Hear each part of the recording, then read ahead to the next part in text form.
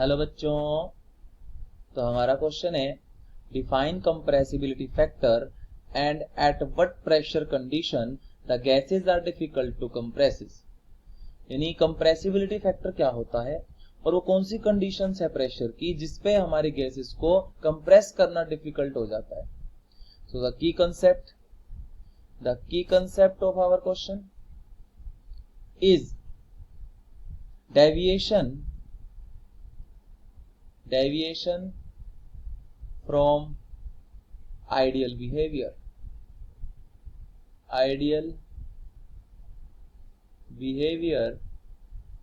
of gases। तो इसमें क्या होता है कि अगर मैं कंप्रेसिबिलिटी फैक्टर की बात करूं तो कंप्रेसिबिलिटी फैक्टर क्या होता है। देखो, the compressibility factor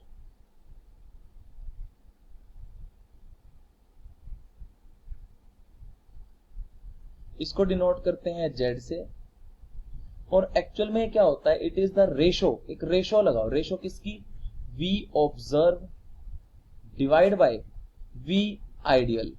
V observe को आप लिख सकते हो volume of real gas divide by volume of ideal gas. तो ये हमारा कंप्रेसिबिलिटी फैक्टर होता है Z। तो यहां पे क्या होता है, अगर आप बोलोगे कि सर Z के जो Z होता है इज इक्वल टू 1 कब होगा, इफ अगर मान लो जो वॉल्यूम आया है रियल गैस का वही कैसा आ जाए, आइडियल गैस का वॉल्यूम आ जाए। इस कंडीशंस पे क्या होगा, Z इज इक्वल टू 1 होगा, और हमारी जो रियल गैस होती है, जो रियल गैस होगी वो किसके जैसा बिहेव करेगी, आइडियल गैस के जैसा, आइडियल गैस के जैसा।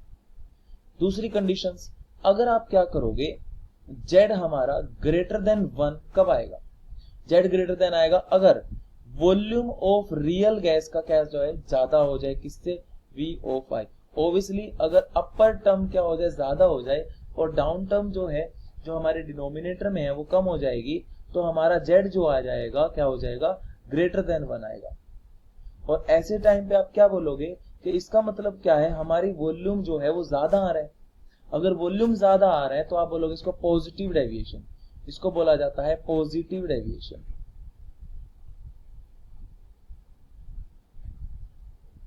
और ये जो पॉजिटिव डेविएशन है, पॉजिटिव डेविएशन का मतलब है क्योंकि वॉल्यूम बढ़ रहा है, वॉल्यूम बढ़ने का मतलब क्या है, उसके अंदर रिपल्शन जो फोर्स है, रिपल्सिव जो फोर्सेस हैं, रिपल्सिव फोर्सेस डोमिनेट हो रही है, रिपल्सिव फोर्सेस डोमिनेट,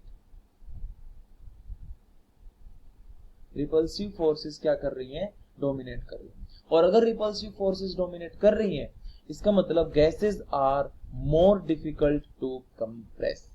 इसका मतलब आप गैसेस को कंप्रेस नहीं कर सकते।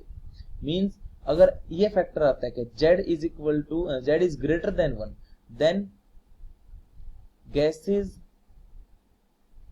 Are less compressible, less compressible.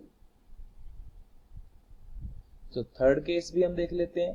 Third case क्या है, थर्ड केस के अंदर Z लेस देन 1 आएगा कब, अगर वॉल्यूम ऑफ रियल गैस क्या हो जाए, कम हो जाए as compare to ideal gas. इसको बोलते हैं नेगेटिव डेविएशन। ये नेगेटिव डेविएशन होता है। और नेगेटिव डेविएशन है, वॉल्यूम कम हो रहा है, तो आप बोलोगे अट्रैक्शन फोर्सेस आर डोमिनेट। तो यहां पे अट्रैक्शन जो फोर्सेस हैं वो डोमिनेट कर रही है।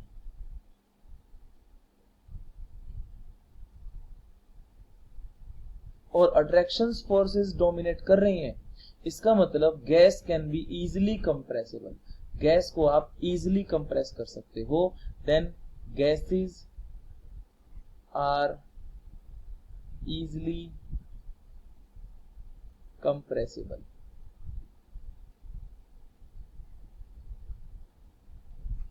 गैसेस को क्या कर सकते हो आप, इजीली कंप्रेस कर सकते हो।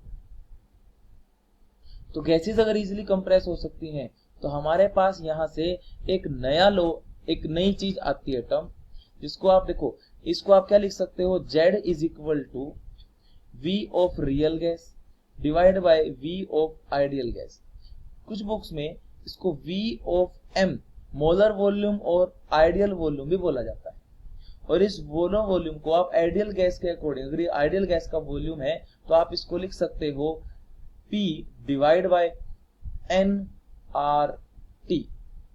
तो Z की वैल्यू हमारे पास क्या आ गई, Z is equal to P V molar volume Vm and divide by nRT। तो प्रेशर की वो कौन सी कंडीशन है जिसपे हमारे गैसेस जो है are more difficult to press, more difficult to compress, तो वो कंडीशन होती है high pressure. So at high pressure